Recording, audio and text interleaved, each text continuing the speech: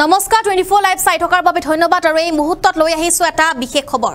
এবাৰ অৰুণোদয় আঁচনি লগতে কেইবাটাও আঁচনিক লৈ এবাৰ ভাল খবৰ দিছে মুখ্যমন্ত্ৰী ডক্টৰ হিমন্ত বিশ্ব শৰ্মাই। লগতে ৰেচন কাৰ্ড সন্দৰ্ভত এক ডাঙৰ সিদ্ধান্ত গ্ৰহণ কৰা হৈছে। ৰাজ্যৰ লাখ লাখ মহিলা লাখ লাখ লোকৰ লাখ লাখ পৰিয়ালৰ বাবে ভাল খবৰ আজি সিদ্ধান্ত গ্ৰহণ কৰা হৈছে কেবিনেটত। সবিশেষ জনাবলৈ চেষ্টা কৰিম এই খবৰত। মুখ্যমন্ত্ৰী ডক্টৰ হিমন্ত বিশ্ব শৰ্মাৰ বৃহৎ সিদ্ধান্ত ঘৰে ঘৰে এতিয়া অৰুণোদয় দিয়াৰ চেষ্টা চলাব চৰকাৰে। এতিয়া চৰকাৰে চেষ্টা চলাব ঘৰে ঘৰে সকলোৰে যেন অৰুণোদয় আঁচনি হওক।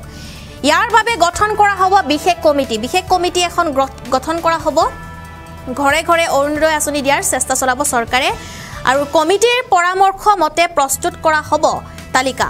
কোন কোন পৰিয়ালে লাভ কৰিব তাৰ পৰামৰ্শ দিব কমিটিয়ে আৰু কমিটিয়ে এমাহৰ ভিতৰত দিব লাগিব পৰামৰ্শ। অজন্তা নেওগ, ৰনোজ পেগু, বিমল বৰা, কেশৱ মহন্ত, ৰঞ্জিত দাসৰ নেতৃত্বত গঠন কৰা হ'ব কেবিনেট উপসমিতি।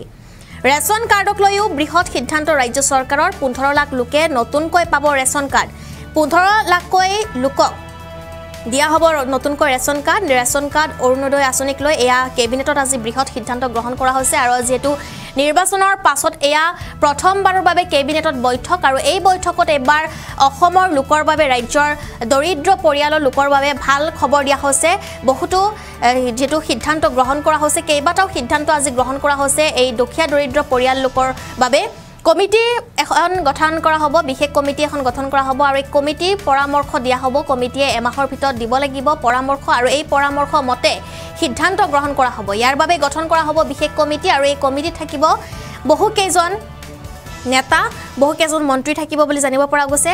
অজন্তা নেওগ, ৰনোজ পেগু, বিমল বৰা, কেশৱ মহন্ত, ৰঞ্জিত দাসৰ নেতৃত্বত গঠন কৰা হ'ব এই কেবিনেট উপসমিতি আৰু এই সমিতিৰ দ্বাৰা সকলোৱে যেটো লাভ কৰিব ৰেচন কাৰ্ড আৰু সকলোৰ ঘৰে ঘৰে দিয়া হ'ব অৰুণোদয় আঁচনি।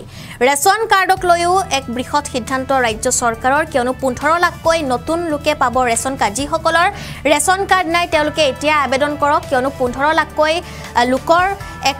লোকক দিয়া হ'ব ৰেচন কাৰ্ড আৰু সেইসকল লোকে এতিয়া ৰেচন কাৰ্ড লাভ কৰিব। ইতিমধ্যে ৰেচন কাৰ্ড থাকিলে আপুনি বহুতো সুবিধা লাভ কৰিব আৰু সেই সুবিধা আপুনি লাভ কৰিবৰ বাবে আপুনি এতিয়া অন্তৰ্ভুক্ত কৰিব লাগিব আপোনাৰ নাম ৰেচন কাৰ্ডত।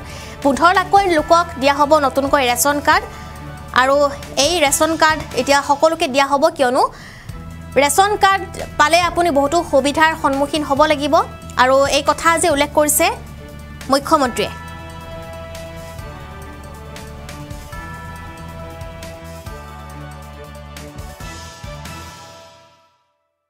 $15 লাখ পৰিয়ালক 15 লাখ ব্যক্তিক আমি নতুনকৈ ৰেচন কাৰ্ডৰ সুবিধা দিবৰ বাবেও আজি কেবিনেটে সিদ্ধান্ত লৈছে।